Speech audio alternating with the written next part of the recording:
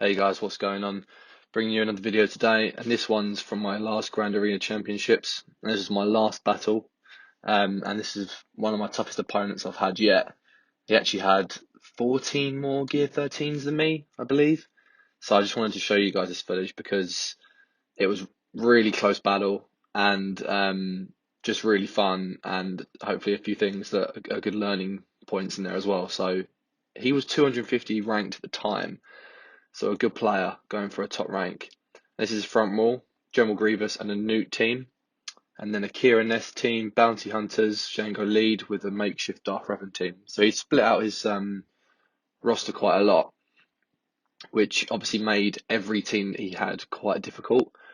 So here, GG with T3. I like the thinking behind it. He's got T3 in there for the extra defense penetration and all those bonuses that he'll give to the droids. So I imagine if they inflict their debuffs, they would hit very, very hard. But what I've done here is I would usually use Darth Revan, but because of the way his roster was spread out across the nodes, I wanted to split up mine as well. So I figured I'd take my Shaq clones in and use gas elsewhere. And then my Shaq's only gear 11, so I fully expected her to die.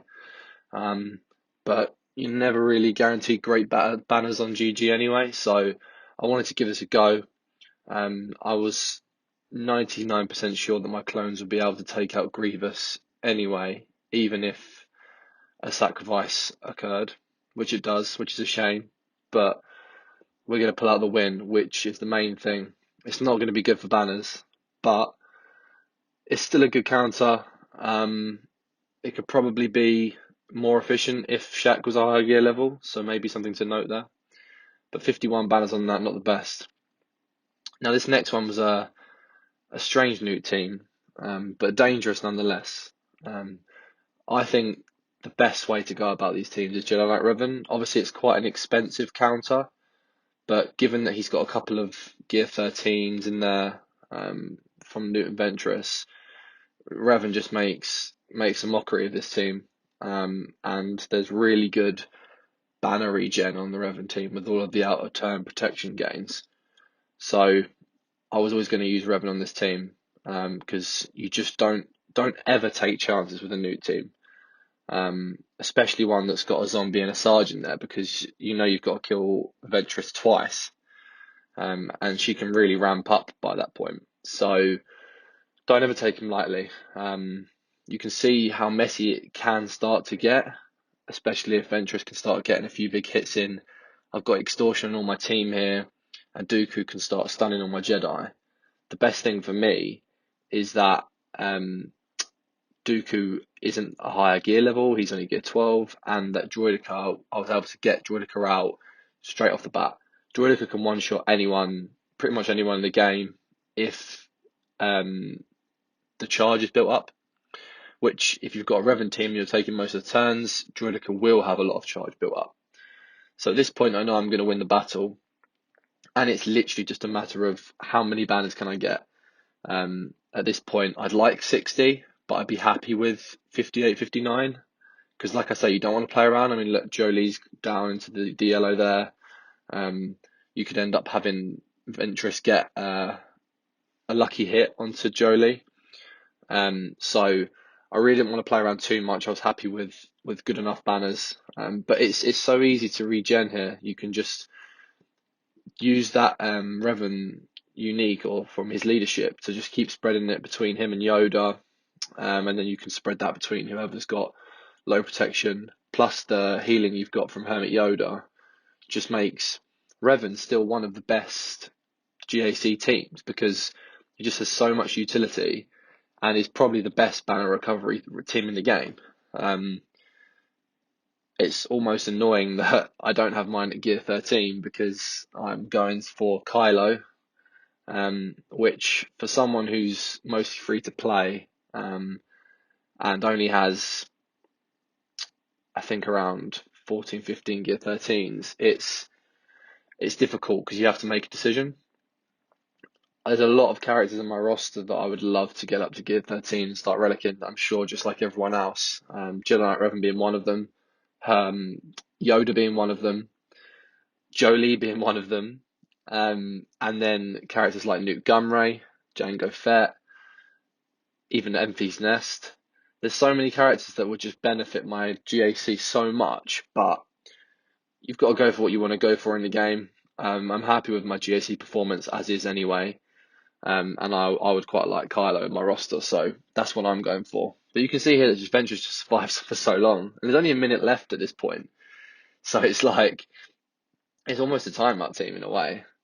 If you're trying to get those banners back anyway, you've got to be careful. But as you can see, we end up getting 59. I thought I was going to get 60, but unfortunately not. So here's the back wall. Geo team as I expected, and then a Night Sisters team which really isn't too worrying because there's no zombie or Asajj. Now, back to the front wall. This is why I wanted to use Shaq clones and save gas, because gas can pretty much solo most B to even AE teams in GAC. And this is just a joke. I mean, this is a relic nest. Granted, it's low relic, but GG. Gas is broken. 63 banners on that, and it's an easy win. And banners like that, if you can use, one of the best tips you can have in GAC is if you can use your Malak and your gas for solos and split the rest of the team up, then you're laughing. And just like you can see here, he put a makeshift Darth Revan on defense. I can underman this all day long. I've got the faster DR, and yes, I don't get the best banners, but 58 on a team like that, I will definitely take it. So you've got to go for what you've got to use what you've got in your roster, and you've got to split up those best characters that you've got, because it really will help you. And now you'll see another example of why splitting DR up works so well. I mean, we're talking about the second best team in the game, right? Was the best team for a very long time, still is one of the best teams in the game. Darth Revan, Darth Malak, and Bastila Shan Fallen, obviously the three key pieces of that team. HK, you could say, is the fourth. Bastila Shan synergizes so well with Palpatine. Malak is just such a beast, he can solo most teams in the game. And then Darth Revan with his leadership and HK can again take on so many teams. Now, bounty hunters usually, this is probably overkill. But obviously JTR, be a usual counter, Night Sisters, First Order, whatever you might want to use. But I know I'm getting 60 here. Like, I know I'm getting 60 banners, because the second you put Bastila Shan in with Palpatine, you're getting so much turn meter that they don't even take a turn. I think they take one turn. Like, it's just, like, I actually get a lucky dodge there, but I could have just regened his protection with Thrawn anyway. So there's never a risk. I didn't want to underman it, because I'm more than happy with 60 banners for a battle like this, especially when he's got decent gear on all his bounty hunters. They were fast. His boss had like 310 speed, I think. So again, really happy to just get 60 on that. Now going into the back wall, his Night Sister team, it's just, at this point he's ruined it. He's taken out his zombie, he's taken out his Asajj, and I think you can take out your Asajj and still have a good Night Sister team, because you're still going to get all those reses with the zombie, especially with the Talzin lead. You can get caught out. She's going to get a lot of reses, but when you take out zombie as well, there really isn't much left behind. Like, this team is just not scary at all. It's just a matter of picking them off. My Geos aren't particularly great. They're a mix of Gear 11 and 12, but due to their crazy health and protection regen, I was pretty sure I was going to get 60 on this. So I didn't put my Geos on defense, because I'm pretty sure he had like a Relic Scion or something. So that would have just been a free 60 banners for him. So I saved them for offense, which I don't usually do. But it paid off. It paid off here, because I get good banners on this team. So sometimes you have to change up your defense, and this is what I've been focusing on for this last round. My defense was pretty stagnant over the past couple of weeks, and I really wanted to change it up. So I just took out my main meta teams that I usually use. I usually use GG on defense. I usually use Darth Revan or Gas on defense, but this time I've swapped that out. I used GG-BB-8 instead, and Padme. And as you'll see, that paid off in this GAC. So for here, the usual triumvirate, but because he's got good gear on his geos for the most part, and his spy was well modded, I didn't want to take any risks, and I still wanted good banners. So I knew if I put Malik in here, because my Malik is so much faster than them, because he's got arena mods on him, he's going to go first, and they're only going to be able to attack him. And then that gives time for Sion to use his AoE and direct the fire at him. So the only person who's going to finish the battle with anything less than full health and protection is Sion. And that means that I'm going to get really good banners for this. So this is overkill, 100%. But when you've only got a couple of teams left to beat and you've got all this left on your roster, which is obviously surprising to me, given his stout defense, it made sense, and I get another 60. Now, this is the only part of the battle which was slightly suspect. He puts his negotiator on defense, which most people don't do. They usually put Akbar. So he puts his negotiator on defense, but I have a lot of experience with these. I run this team every day in my arena shard. I know how to beat negotiators with malevolence. I haven't lost a battle in a long, long time. It can happen, but at this point, I'm like 99% sure I'm going to win. You'll see that I left out 2 ships, and that's because I didn't feel like I had any ships that could actually add anything to the battle. So in my arena, I would use MILF and Houndstooth, but I didn't feel like MILF would obviously bring anything, and I obviously use it with Akbar, and Houndstooth I also use with Akbar and GAC.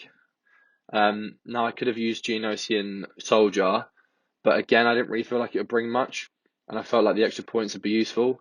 You saw in this video here, I got the worst RNG at the start. Anakin dodged my bus droids, which is beyond the worst RNG, but I'm still confident. I still know I'm going to win the battle.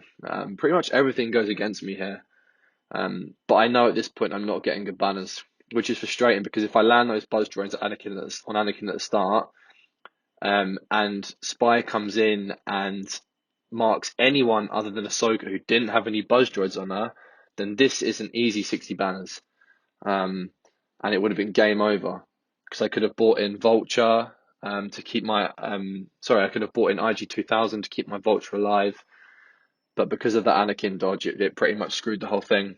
Anyway, I knew I was going to win. I knew I was going to win the battle, but I also knew that it wasn't going to be good at banners at this point.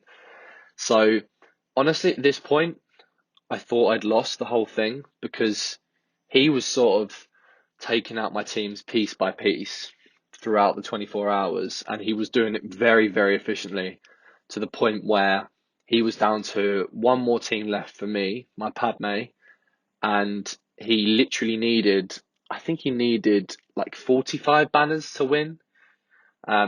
So I needed like 65 on this. I needed it, or at least 60 plus, to get a good chance, because then at least if he lost a couple of characters on Padme, I could have just pulled it out. So I thought at this point that I'd lost. So I was just sort of just going in as you would, finish off the battle. So I ended up getting 55. The unused slots pay off, but here we go, guys. As you see, I ended up taking it by 4 points, which I was super, super happy about. This is, like I say, one of the best opponents I've ever faced. And to cap off the GAC, and I was already in Kai before this battle began, so that was really great. And as you can see there, Padme gets the hold, which I was not expecting at all. And I did ask him about, and he proclaims that he would usually use Treya, but he went with his Padme for a mirror match, and it clearly didn't pay off. So I've actually tried this myself, and it definitely does not pay off. So guys, do not use your Padme in a mirror match. It is a bit sketchy. Anyway, that's the end of the video. Thanks for watching, guys. Don't forget to like and subscribe. I'll see you on the next one.